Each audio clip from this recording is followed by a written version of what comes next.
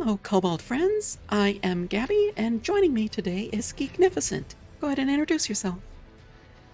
Hello everyone, I'm Geeknificent.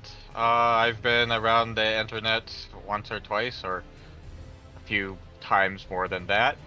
And we're playing Elden Ring today. Yeah, I've been meaning to stream this game. I've been playing the heck out of it lately, and so when I first heard about this game, I actually wasn't too excited, simply because I've never really been a fan of Souls-like games. And then, of course, what you hear about it, everyone's always saying, "Oh, it's so difficult, it's so brutal and unforgiving." But once I actually got into it, I was very surprised. And that's why I wanted to do this stream and, record it for a video where we talk about Elden Ring. What is it? What is it not? And what does it really mean to get good? Let's Alright, so see. first point is Elden Ring. What is it? So, one thing I immediately noticed when playing this game is that it has a very old school RPG feel. A lot of newer games implement things like level scaling, loot boxes, and other gimmicks that are designed more around, those quick bursts of dopamine rather than an overall good experience and adventure. Would you agree with that, Geek? Yeah. The game definitely offers a lot of freedom to explore and a lot of freedom to actually build your character the way that you want. There's a lot of more less hand holding in what a lot of RPGs would do and more of Mm-hmm. figuring it out for yourself, which is actually really nice, especially for something that's kind of in the environment of Souls-like, where you're expected to kind of already have an idea of how to play, of how to progress, of the grittiness, the environment that you're in, the reality of the world that you're in. And yeah, that does kind of bring into the other point how, well, first of all, I want to talk about the topic of hand holding, because some people may complain about the difficulty, and some people simply reply with, well, it doesn't hold your hand, but I feel like the game gives you just enough guidance to figure out, how to play, but it really lets you experience the game at your own pace. I know one thing I often have an issue with a lot of newer games is the long, stretched out, mandatory tutorials. Right, and the game doesn't force any tutorials in your face. It kind of just says, okay, it's do this here, and then it gives you that little piece of information and shuts up. And yeah, lots of little pop-up tips, but they really don't get in the way. It's just a little, oh, by the way, here's a little piece of information, and it's really all you need. And I guess I've always really preferred that method of learning where you just kind of get in there and have questions answered as you need them. All right. Forgot some of the controls.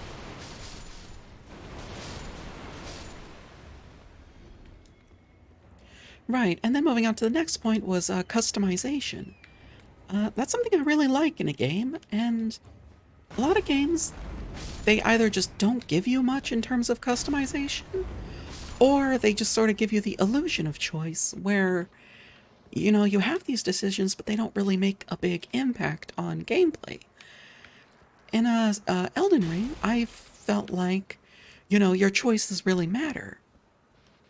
And while there aren't really a lot of wrong builds, there definitely are specialized builds that are good for certain things over others. And I felt like it was very refreshing to play a game where you have that customization and your choices actually matter. This might be a bad relation, especially since the game I'm about to use an example is, well, it's open world. It has a very different gameplay style, but it's almost on the same freedom as maybe an Elder Scrolls game where you start as basically a nobody and you Mm-hmm. can work your way up into whatever build, whatever class, whatever kind of person you want to be in the game. And that kind of freedom is definitely present in Elden Ring. Oh, definitely. I was also kind of reminded of Path of Exile. Right. How, even though there is a starting class you choose, you're not really locked into it. Now, like on this character, I chose a prophet to start, and that's more or less what I've gone with, a faith build. I'm really only using the essential armors. But, I mean, you could go with a prophet and do like a very bulky melee build. Or you can go with a, oh, what was that one? Like the warrior? Or what was the class called? Yes, I'm a total noob to the Souls-like games. I don't really remember all of the classes. But yes, you can start off with like the barbarian build and work your way up to, more of a spellcaster or a bow and arrow user. Oh yeah, strategy. There are so many games I've played recently where the strategy generally consists of run in, flail, spam all of your abilities, and if you're a high enough level, you will win. And if you don't win, it just means you need to grind more. In this game, you could beat the game on a very low level character. Yeah, Or, like the people that do can you beat Elden Ring level 1? oh yeah, the guy who made the Giga Chad character. Yeah, I mean, if you want to I get look good. at I looked at that character and it's like, hmm, hmm, So, hmm.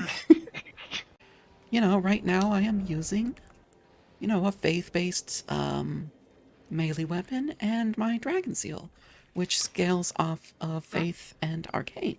And then you have No, talismans. go ahead. Finish your thought.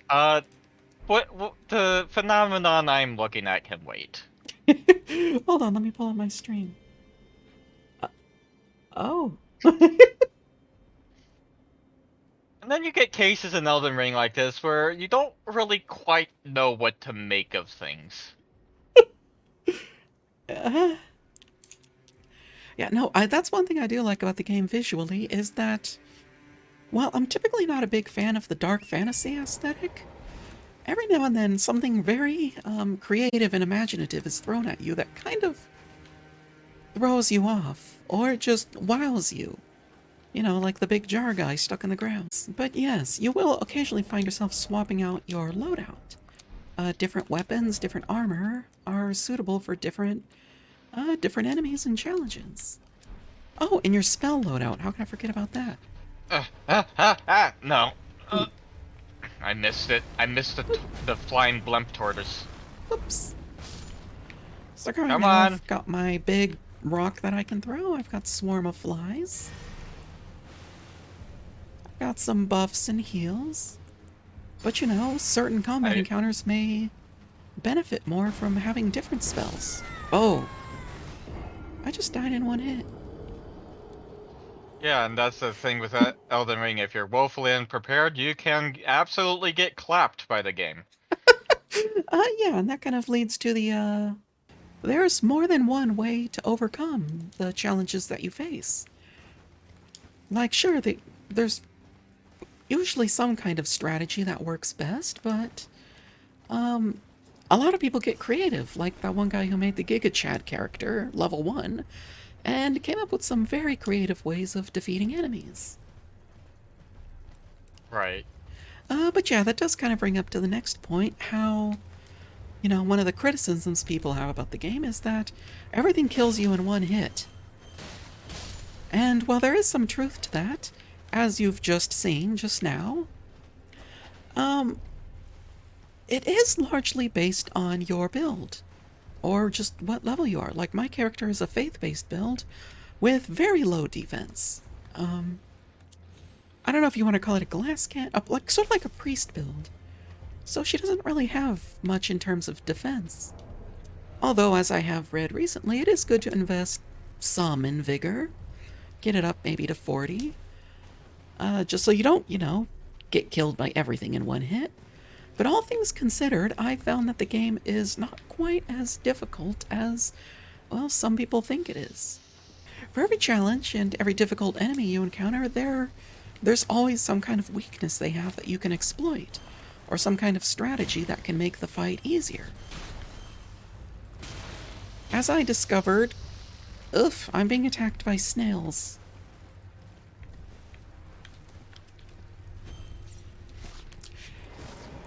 As I You'll discovered... be fine. Their attacks are only a little bit sluggish. Skull! Ow. But yes, as I discovered, especially after learning... Okay, look, give me a chance to attack! Scarlet Rot! Nope, that didn't work. And I died. Oh, that is not a very good, Here I am talking about the game's not that hard, and I proceed to get curb stomped by some snails. Yeah, that's another thing. Even if you're like something ridiculous like 200 levels, you can still get myrtleized by even the most basic of enemies And if you're yeah, not careful. So mhm, you never really quite outgrow the challenges of the game, because you can still go back to an earlier area and still face a lot of difficulty, um, even though you've made your character so uh, powerful, essentially. but why I say it's not that difficult is because, yes, like, I went and I was playing with some snails, and well, I was unprepared for their attack patterns. I mean, realistically, if I knew them better, they wouldn't really pose much of a threat. And I think that's one of the things, is that oftentimes, yes, you will go into a new area, or you'll fight a new boss or a new enemy, and yeah, you will get beat up. You might get killed in one hit. And it might even seem difficult or impossible, but once you learn their patterns and weaknesses, it becomes easy. It's not just a matter of training your reflexes or memory. It's, as you fight the enemies, you begin to learn about them. Learn about, what makes them tick, or when they make themselves vulnerable. And then, of course, there's always the option where if you just can't figure out a fight, you could just go grind or get some better gear. And the game does become easier as you progress through it. And then also the gear in the game isn't necessarily, oh, level 50 gear, oh, level 60 gear. No, Mhm. the gear is all technically the same level. It's just, what does it do for you, Mhm. essentially? So you can essentially use the gear at any point in the game, provided that you have the attributes to equip it. Absolutely. Um, so like going back to the Giga Chat, they were able to use a shield that has somewhat high strength requirement for a low level character and manage to equip it. Yes, because there are other forms of stat boosting, like some of these talismans you find. Like this one, Erdtree's Favor raises maximum HP, stamina, and equip load. Raises maximum HP. Raises all attributes but increases damage taken. Raises your focus. Raises your robustness. But yeah, that brings me on to the next point, is that a lot of people say that, well, I don't really have much experience from previous Souls-like games, but a lot of people say that the game is brutal and unforgiving, but I would have to disagree. Like I said, yes, it is difficult, and as you said, it is possible to be curb stomped by a fairly weak enemy. But the reason I don't think it's brutal and unforgiving is the fact that, well, first of all, it doesn't really require much backtracking when you die. You get Right. stuck on a boss or an encounter, you could just try again and again and again and again. I mean, if you so choose. I mean, it's a mostly open world game, so... You Oh, guys get to come back thousands of times and we only get one chance. How is that fair? but yes, it doesn't really force backtracking, so if you do find yourself, getting killed, you can, try again, and, learning from your mistakes is a big part of this game. Smash the skeleton. And yeah. Oh, and it is pretty easy to mitigate your losses while dying. Like, when you die, you drop your runes. Well, the easiest way around that is to, before going into a very difficult fight, just spend. Oops. Spend whatever runes you have stockpiled. So that way you don't really have to worry about losing them. And even if you do lose them, it's pretty easy to just pick them back up. Like this. Yoink. Oh, yes, another point is there's also multiplayer co-op, so you never really have to do things alone. Even if you are just doing single player, you've got those summons. Yes, of course there is the drawback, and this was one of the things that I was almost a deal breaker for me when I first started this game, was the invasions. Now, I don't really like games with forced PvP, and while it's not really my favorite feature, I feel like it's not forced on you as aggressively as I thought it would be. Right. For example, you can only be invaded when you're in multiplayer co-op, and so because of that, you're generally going to have an advantage over the person invading you, because, you know, they're invading you by themselves, and you've got one or two friends with you to help you fight back. And if you die, well, you die. You can just go get your If runes it's a back, friends and who do stuff together, you is for you and me. And it's for anywhere, anytime at all. Down here in Elden Ring. I fell! Oh, Ah! I survived. I found that if you do get invaded, it is a good idea to move close to a grace site. Those are like your checkpoints or bonfires. And, you know, just duke it out there.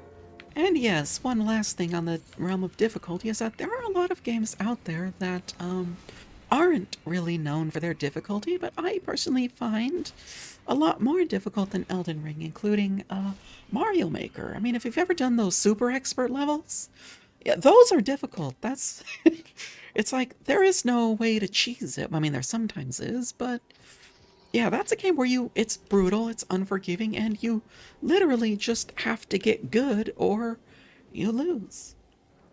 A lot of MMORPGs like, you know, Warcraft or Final Fantasy XIV, you know, they have those extreme, savage, mythic, or whatever they call them, raids, which I personally find more difficult than most of the bosses on Elden Ring. And what about those Japanese bullet hell games or rhythm games? You know, those ones really test your reflexes and ability to adapt to patterns, and yeah, I personally find them a lot harder. Oh, and what about Sans Undertale? I mean, that is kind of in the realm of bullet hell, but yeah, a lot of those bonus bosses in Undertale and Deltarune, I think are a lot harder than a lot of the bosses that you'll face here in Elden Ring. Especially because there's so many ways to progress. Beef up your character, or just cheese the boss fight entirely.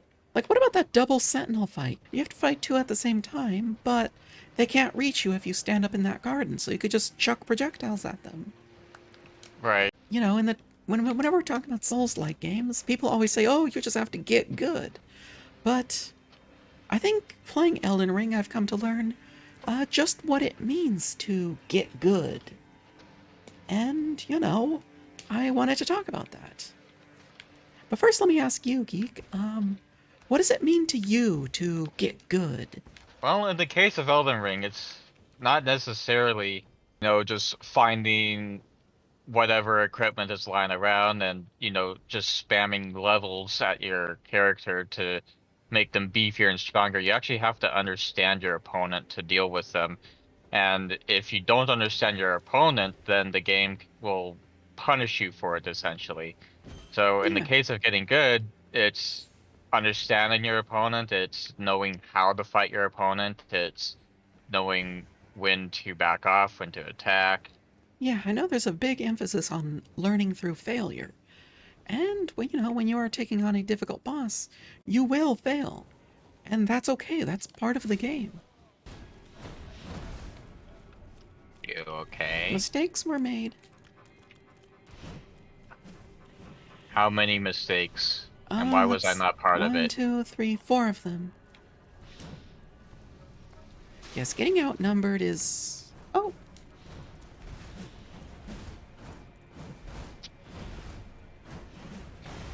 Getting outnumbered is... getting outnumbered can be a death sentence. Unless you get good. And getting back to that topic, yes, I know we were just talking about the topic of learning through failure. Like, yeah, you know, you go into a new boss or a new area and you are going to get beat up. That is definitely part of the game. But then, as you mentioned, you start to learn patterns and, you know, it gets easier. You know, every enemy you encounter is going to have some kind of exploitable weakness, some kind of opening, like these ones. You know, it might seem really intimidating when they start swinging their clubs around like wild. Like, wow, how am I supposed to counter or block that? Until you realize that when they start swinging their clubs around, they're kind of locked into that motion for a few seconds. And you realize, okay, you can back off and hit them with a ranged attack. In terms of you in your skill level becoming better, one thing I found is that a lot of the bosses you fight are actually pretty easy once you learn them. And then, of course, if you don't want to get good in terms of just improving your skill, I mean, well, you kind of have to some degree, but, you know, you don't have to go through the game as a level 1 character with no armor, because there are upgrades everywhere. You know, this game rewards exploration, you know?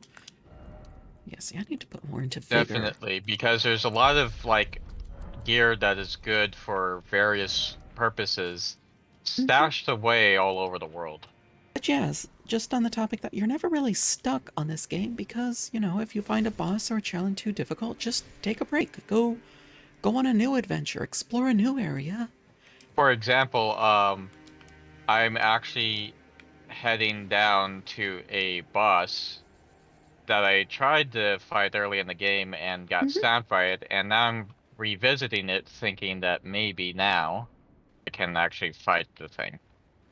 Oh, and on the topic of getting good, why don't you talk about your fight with Millennia? Ah, Millennia, the worst boss to ever fight in the history of this game. I will also argue that she's also one of the bosses that you want to solo, ironically. Hmm. Because if you don't solo her, then it is very difficult to beat her. Right, because isn't the Mimic tier better than most player allies? Yes. So using the legendary spirit ashes against Millennia is more ideal than summoning another player to help because she does so much damage that she can practically one hit even high level characters that are extremely tanky. So the mimic tier, so for instance, I'm running a heavy armor spellcaster, essentially a Hmm. magic knight, and Spell the summoner. mimic tier has 10 times as much health as I do, right? So Yeah. by using the mimic tier, I stand more of a chance against Millennia than I would with another player. Right, if I tried to go in there and help you, I would probably just slow you down because, yeah, I would get slaughtered in a couple of hits. While the Mimic tier could draw her focus while you unleash your heavy attacks. Right. And even then she's difficult because she'll be like, "Oh, you're fighting me? You're fighting me? Let me pay more attention to you."